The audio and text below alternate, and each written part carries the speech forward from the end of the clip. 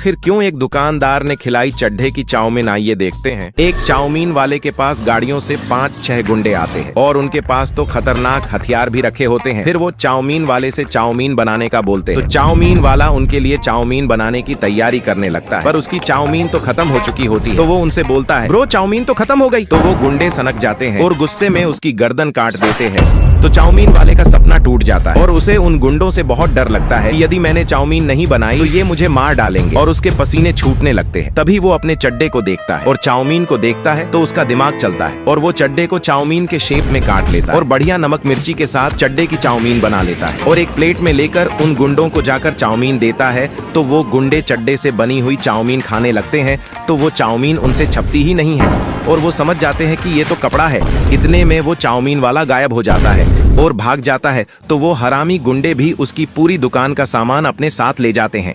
तो आप क्या दुकानदार की समझदारी के बारे में क्या कहेंगे? अगर आपको दुकानदार की समझदारी अच्छी लगी हो तो इस वीडियो को लाइक और चैनल को जरूर सब्सक्राइब करें।